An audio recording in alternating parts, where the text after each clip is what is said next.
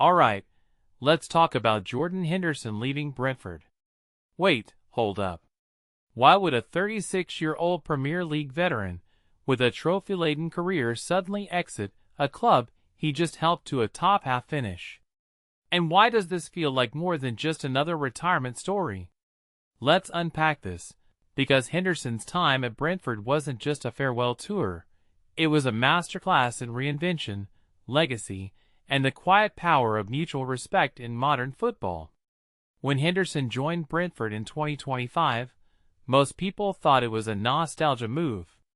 A Premier League return for a Liverpool legend? Sure. But here's the twist. This wasn't a vanity project. Brentford, a club known for their analytics-driven pragmatism, didn't sign him for sentimentality. They needed leadership.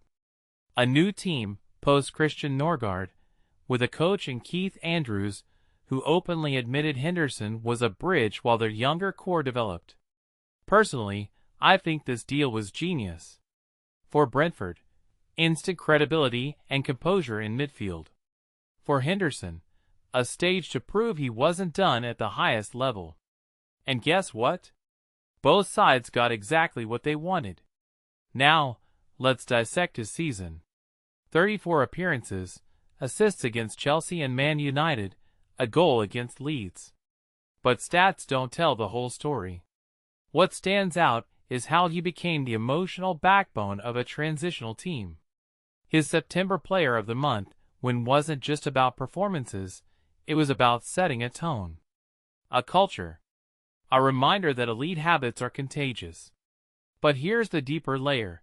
This was all part of a plan. Brentford's director of football, Phil Giles, straight up said their deal with Henderson was built around two-way goals, his England comeback, and their mid-table stability.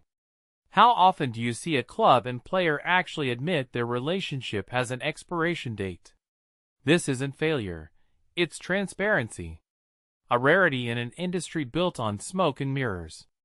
And let's address the elephant in the room.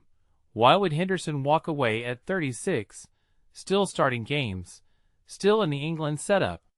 Because here's the thing, he's never been just about the minutes. For him, the World Cup in 2026 was the finish line. Becoming England's most capped tournament player. That's legacy cemented. Now he's free to chase. What exactly? A coaching role? A player-manager gig? Maybe a final swan song abroad? What this move signals isn't decline, it's intentionality. Henderson's career has always been about purpose. From Liverpool's relentless leader to Brentford's steadying force, he's never just been there. He's meant to be there. But wait, zoom out. This isn't just about one player. Henderson's exit highlights a shift in how modern football handles veteran pros. No ranting about not being respected. No bitter contract holdouts. Just grown-ups agreeing when the time's right. Brentford get to rebuild around younger legs. Henderson gets to choose his next chapter. And fans? They're left with a season of memories, not a soap opera. What many overlook here is how rare that is. In an era of toxic transfers and social media pile-ons, Henderson and Brentford just showed us how to part ways with class. Should that be the real headline? So where does this leave his legacy? For me, Henderson's Brentford stint might be his most underrated act. He didn't come to coast. He came to matter.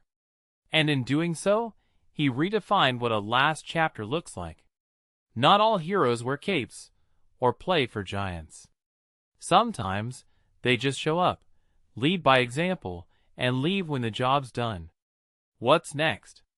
I'd bet on him staying in football. But for now, let's appreciate the quiet brilliance of a man who turned a why into a why not.